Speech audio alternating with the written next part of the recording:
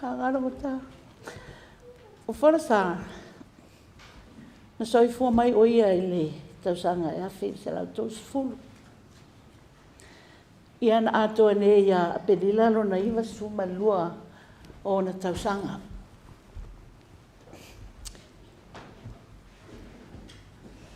Na o whanau mai o se fulu wha tausanga o whorasa.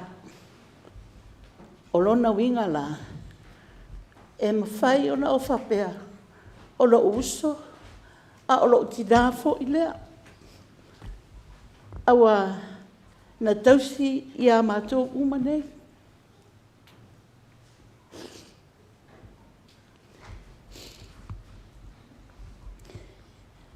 O se uso e ese le whaangalonga tā i ona winga. I na mātou nofo ai i na mātou a inga i Samoa. O tuptupua ai ma owa ai a forsa. A tonu po se fulu o tausanga. O tele iloina o sa uso forsa. Ai owa ai atu i a forsa. O se teine e tupu la lei e au lei. E tupu maa losi foi. E tō anga ia, e se tō anga nei tangata e whai au. O le alu i uta i le whato anga. E o tama, e mo ia a taualai, lau whaonga taualai. E le anga o le ingoa na soifua mai e taualai. E se le maa losi. Ai se i muamuani mele ua ngalo ia te a ua ngalo fo i manatu o forasa. Na suafa matai mai i isi umu. Ia forasa itu.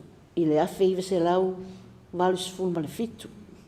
O iena wha suafa mai i isi umu. Ia o le mea nā lupa ui e tau. Ia a forasa e ese le malosi o le teine. O se teine e fia e alu i uta e whai whatoanga. E pe ona maua e tuangane lea. I le mea o le kaukoko, o le vele mau, o aso ia, o le mātou whale, e mamau ma le awalkele. Ai kako sila fia o mawhoni mi kako ngu i Samoa ia so, e kukusa ma ainga. Alo mako ainga. E mama fafo, po le a lava le mamau i kai o le awalkele. I le mea o le vau fefe, ma le mautofu. E mama mea umaringe ka ngaka. O se tama i tai. E ese le tū mamā. E o fo i ona ia. E tū mamā te le a forsa. E le mawhainga e musu ke le forsa i se mea e whale kongu. A karwako fo e waku e se ipu ki, po se a, e wha mea forsa, e le se si ipu. A wha, ai ana ngā ipu. E a wha ma, kiru anga i le ipu. O a karola hia lea, e ese ala uso lea forsa. O se kangaka ese loto alofa. Po ai al kangaka e vili mai i Samoa i a forsa i se kupe e avaku. E le mawhai ngā ngofo le teine. A le tautua ina o mātua i Samoa. A ola mai no mako kamama no mako tina. E le mawhai ngā whaakamala le kene. E ka o mai loa ua mai no mako kamama po le mako kinga. E whai mai ai a kia o surfua. Wa fiaru i Samoa e kausi si o kako kamama si o kako kinga. O forasa e ese le aloko alofa. Ia mako whanga uma. Inga uka waku ua longa soifua ua whaale ako o kore marosi. Ia pe o le ale le ngā solo mai o ka maiki e ai. E le ngalo i ka maiki le alofa neiti na forasa. O le situ, mo le sila fia o e la te le sila fia ina forasa. O forasa, o maliu tau pou lava o ia. E le i whaia sona a inga. Ia ai peitai ua tau nei o le tina. Ia o ngā o sianga whangau lea e ko rua. Ia a o kere ringa po whea i inka mao ngei whang o kamaiki ngei. A o forasa, o se kanka e se leanga maalie. E whaikana maalie foi. Ai ua ngalo ia o kou si o uso lea i lalo pe a whaiko ngā i asa.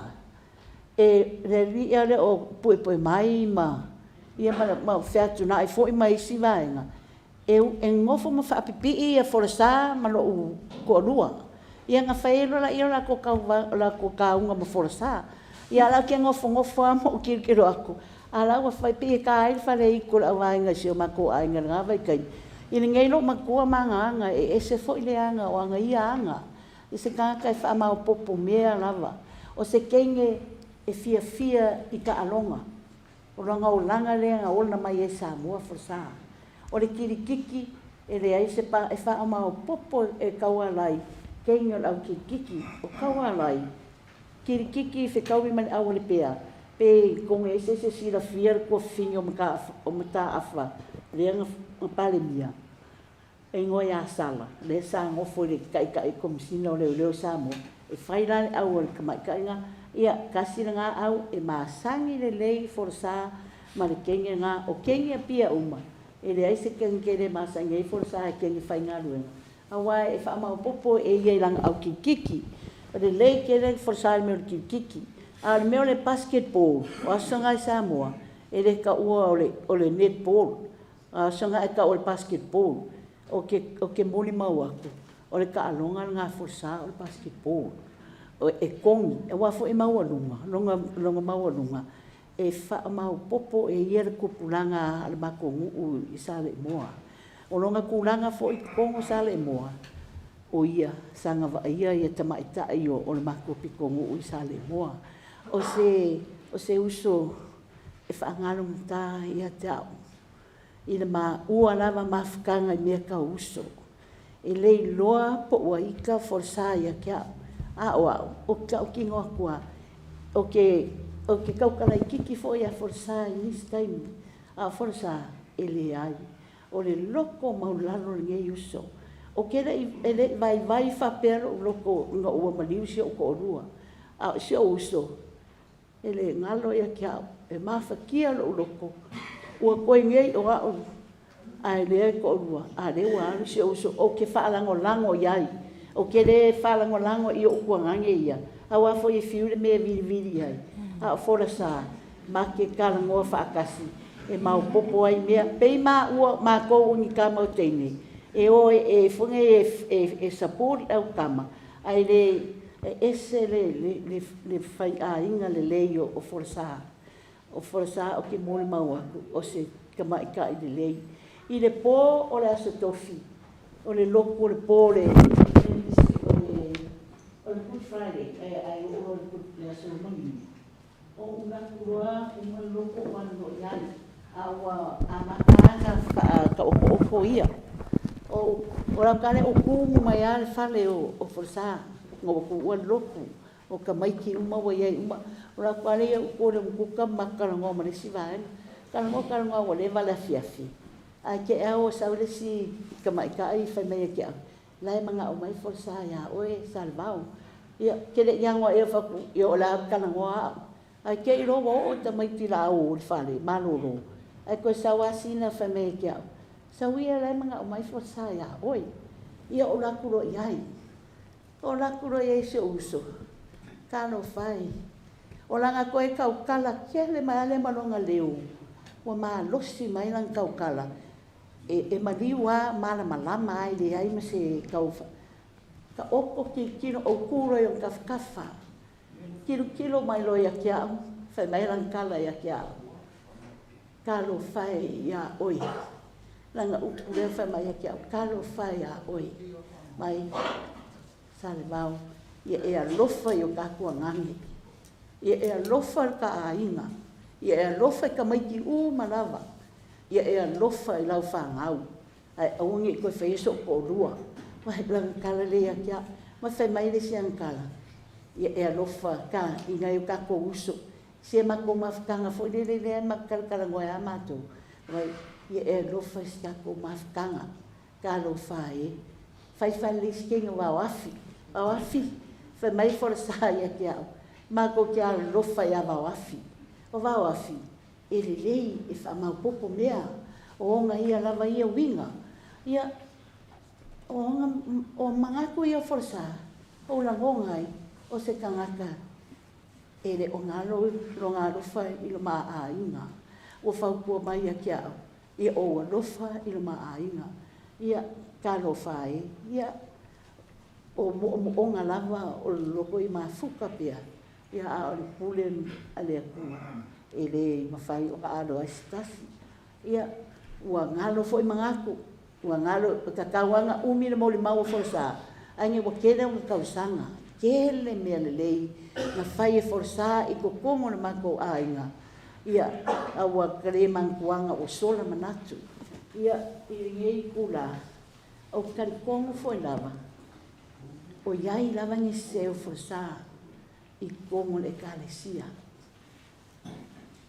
ua okay fa maulano ko ai mo fa pe aku i lo ngei ta ma nga wenga a suma sa sa i foi ta ma ta wangi se o le uso ya forsa mangi nga aleu nga ko va ai inga upu po nga winga sa o ko le fia ai e o le fa mo mole fa mangalo forsa ai nei tu la moli lava fa tai tele tatu e kalesia e ai fa pe foi o mai masani o ainga fa ai singa kala ku nei tu la a o soifua mai forsa ma ko o le mako fale ila o ko kakalo sa le mapula o ko kakalo mo forsa ina e mania sa o ko fa kingo foi i kupe o mea ai o keufungala au e asi aku keufungala aku ia forsa a o soifua o ia whaafika i kere lava mori foi whaafika i kere i sunga i toi ina tu sai foi ma nei fia fitaita ina o sa ninga ia ai karikong a fia usu hala bese i le kako ainga wale o kikiro koe nonga i kere ni mori mau ai nonga i mai mori mau wale o ia